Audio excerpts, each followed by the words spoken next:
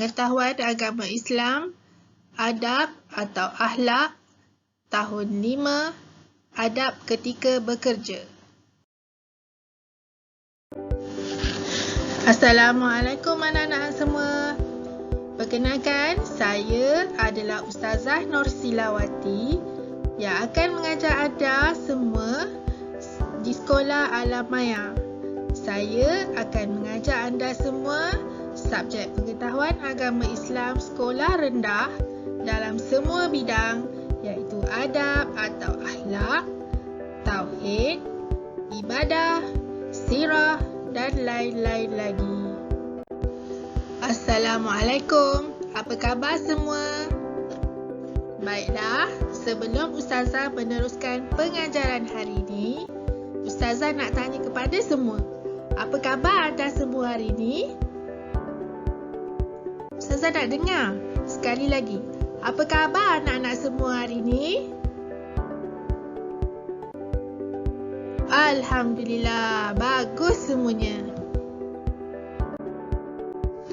Baiklah, kita mulakan pembelajaran kita dengan membaca doa agar ilmu kita diberkati Allah. Bismillahirrahmanirrahim. Allahumma iftah alaina hikmataka wanshur alaina min khazaini rahmatika ya arhamar rahimin. Rabbi zidni ilman warzuqni fahman. Ya Allah, bukakanlah ke atas kami hikmahmu dan limpahilah ke atas kami hazanah rahmatmu. Wahai Tuhan yang maha pemurah lagi maha penyayang, wahai Tuhanku, tambahkanlah ilmuku dan luaskanlah kefahamanku. Amin. Baik, Ustazah nak tanya, ada tak ibu bapa anda yang bekerja di sini? Okey, ada separuh dari mereka yang bekerja dan ada separuh dari mereka yang tidak bekerja, kan? Ada yang ibu dia duduk rumah jadi suri rumah sepenuh masa. Itu pun dikira bekerja. Tahukah anda kenapa ibu bapa kita pergi bekerja? Kamu lihat setiap pagi mereka pergi bekerja. Ada yang selepas hantar kamu ke sekolah je, mereka terus ke tempat kerja. Apa tujuan mereka bekerja? Apa tujuan ayah kamu bekerja? Cuba bagi tahu kat Ustazah, apa dia? Ya, semua jawapan yang diberikan adalah benar belaka. Tujuan utama adalah untuk mencari rezeki buat seluruh keluarga dan menambahkan pendapatan ekonomi dalam keluarga tersebut. Baik, Ustazah juga bekerja. Ustazah bekerja sebagai seorang guru. Tentu ada yang tertanya-tanya, mengapa Ustazah tanya dan bercerita pasal pekerjaan hari ini? Okey, sebenarnya hari ini kita akan belajar mengenai adab-adab dalam bekerja. Bekerja juga ada adabnya supaya tidak melanggar peraturan dan disiplin dalam bekerja. Baiklah, sekiranya anda sudah bersedia, sila buka buku teks anda dan buka tajuk tentang adab-adab dalam bekerja.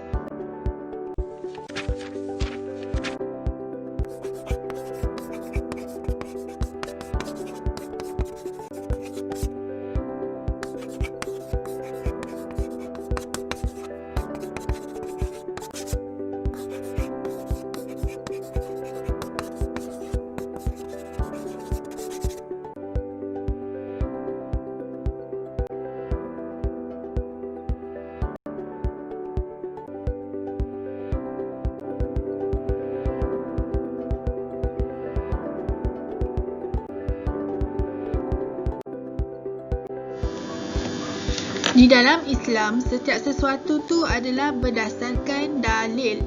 Maka dalil bagi adab ketika bekerja, iaitu dalil nakli tentang tuntutan bekerja, adalah sebagaimana sabda Rasulullah SAW. Inna Allaha yuhibbu iza amala ahadukum amalan ayyudkinahu. Sesungguhnya Allah sangat suka, yakni bahkan cinta, jika seseorang daripada kamu Apabila melakukan kerja, maka dia bekerja dengan tekun. Riwayat Baihaqi. Di dalam adab-adab bekerja ada terdapat pelbagai isu, bukan isu tapi terdapat pelbagai peringkat Ada adab bekerja, kepentingan adab ketika bekerja, hikmah adab bekerja, akibat mengabaikan pekerjaan, contoh-contoh pekerjaan dan lain-lain lagi. Baik, kat sini Ustazah nak kamu salin apa yang Ustazah tulis dekat papan hitam, papan hijau ni. Kamu tulis semula. Jadi sambil tu Ustazah akan bacakan satu persatu. Pertama, niat mencari rezeki semata-mata kerana Allah.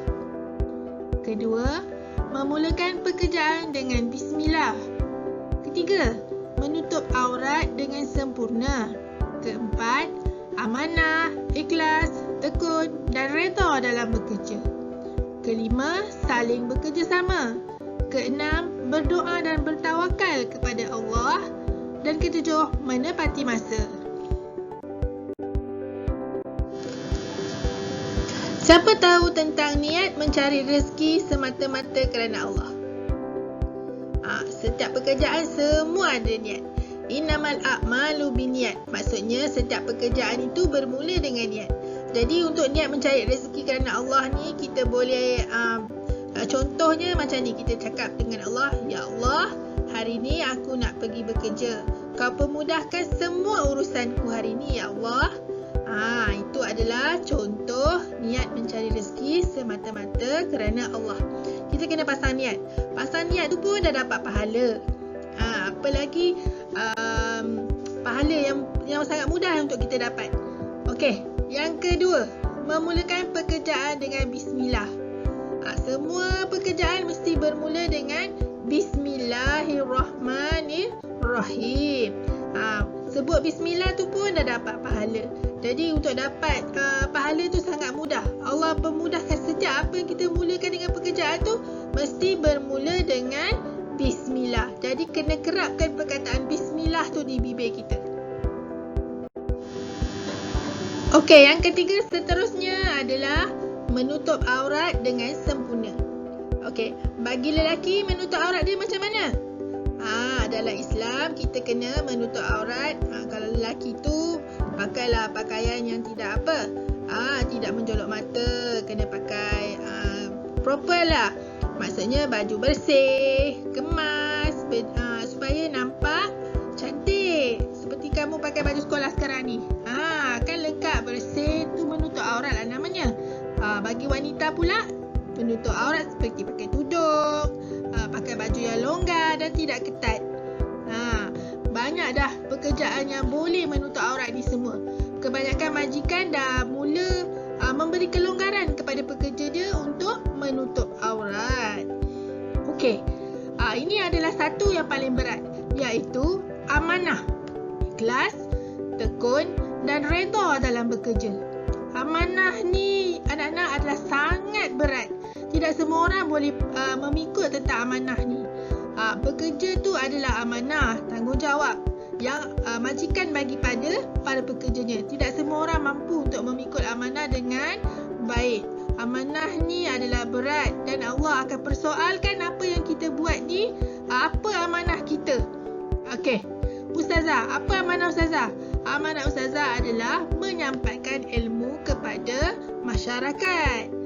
Itu namanya amanah. Ikhlas. Ikhlas ni pula sentiasa ikhlas. Maksudnya kalau kita diberi banyak tu lah kita terima. Tekun. Tekun ni kita sentiasa kuat bekerja, rajin.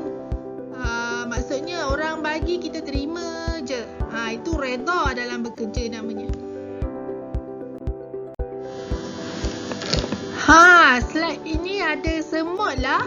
Apa kaitannya semut dengan pekerjaan ni? Apa kaitannya dengan adab bekerja ni? Semut ni menunjukkan salah satu contoh saling bekerjasama. Semut yang kecil tu pun bekerjasama antara satu sama lain. walaupun badan mereka kecil, tapi mereka akan ambil barang tu atau angkat barang tu bersama-sama. Jadi kita kena cadik macam semut, saling bekerjasama dalam semua urusan. Tapi ada setengah-setengah urusan pun kita tak boleh nak bekerjasama juga. Maksudnya kat sini adalah bekerjasama dalam sesuatu tugas yang memerlukan teamwork ataupun kumpulan.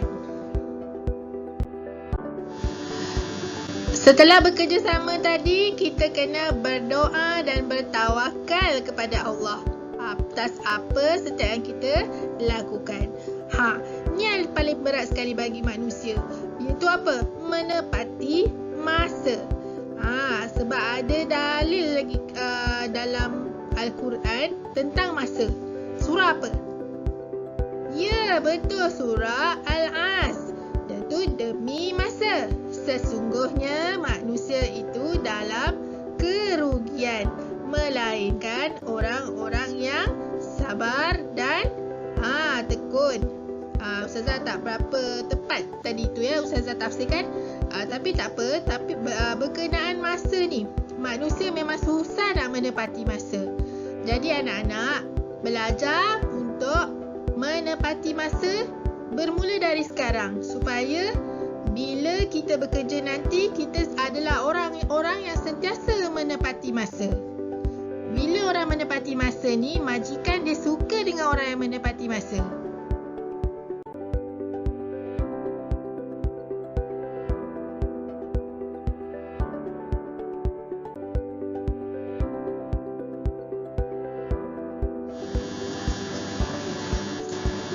Untuk slide seterusnya adalah kepentingan adab ketika bekerja.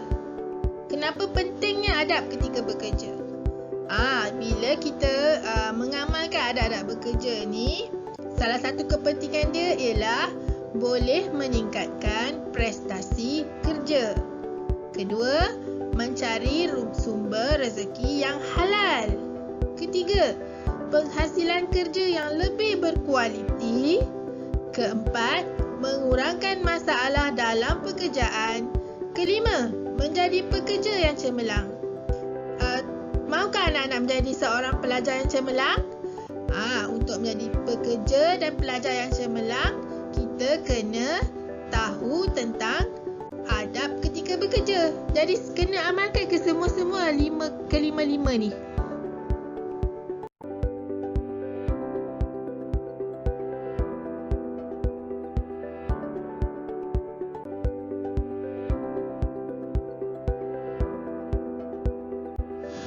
Ini pula adalah hikmah mengamalkan adab bekerja.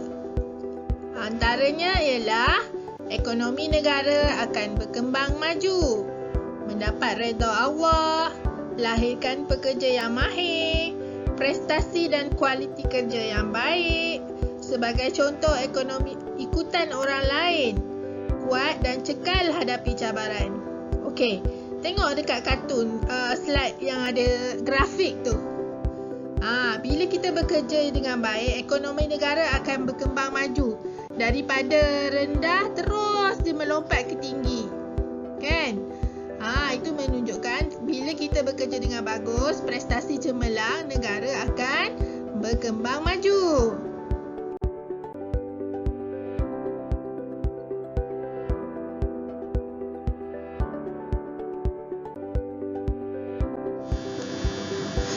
Tahukah anda apakah dia akibat mengabaikan adab-adab bekerja? Apa agaknya? Okey, salah satunya adalah timbul amalan rasuah. Rasuah ni tak bagus ya anak-anak. Dia akan melemahkan sebuah negara tu. Kedua, diberhentikan kerja. Contoh sekarang kita tengok selepas COVID ni ramai yang kena berhenti kerja kan? Kesian mereka.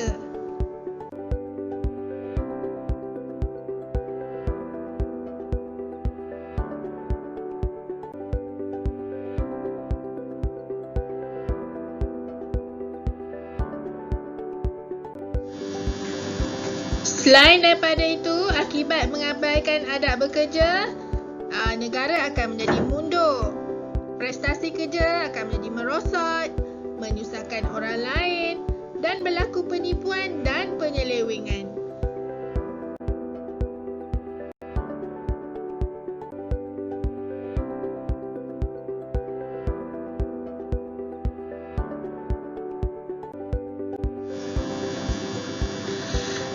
Anak-anak, tahukah apakah dia pekerjaan yang halal dan haram? Okey, kat sini Ustazah ada bagi cuba beberapa contoh pekerjaan yang halal dan haram. Antaranya doktor, petani, guru, polis dan macam-macam lagi yang pekerjaan halal yang ada dekat Malaysia ni. Okey, dekat bawah tu pula antara pekerjaan-pekerjaan yang haram dalam Islam.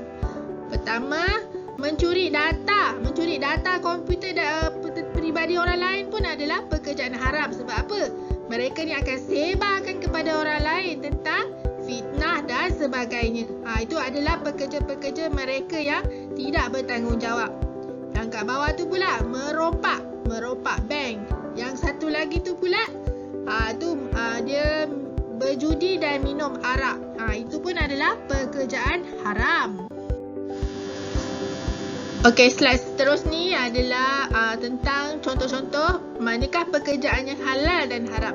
Kat sini Ustazah ada beberapa gambar yang Ustazah buat, grafik. Kamu boleh tentukan yang mana pekerjaan yang halal dan haram kat situ. Okey, ada 6. Ada 3 yang halal dan 3 yang haram. Nanti kamu tulis yang mana satu yang halal dan mana satu yang haram. Kamu boleh tentukan sendiri. Pilih ya.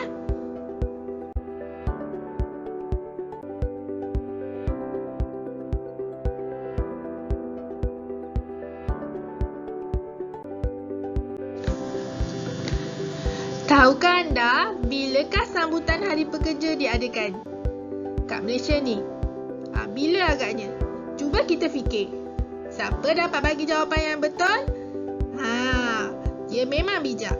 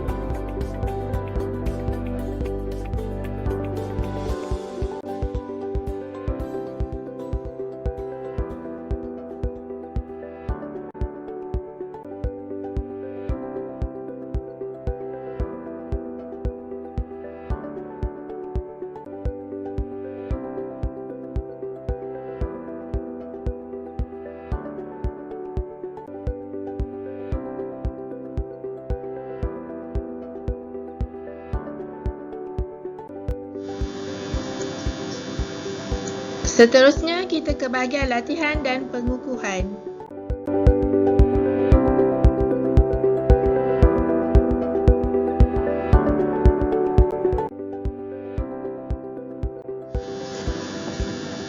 Untuk lakukan latihan ni, anda boleh pergi ke Google Form dan boleh tengok dekat alamat di bawah tu .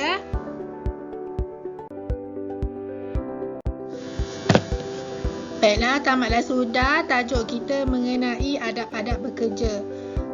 Ustazah ucapkan selamat mencuba dan menjawab soalan yang telah diberikan. Kita akan berjumpa lagi di tajuk yang lain pula. Jumpa lagi. Assalamualaikum.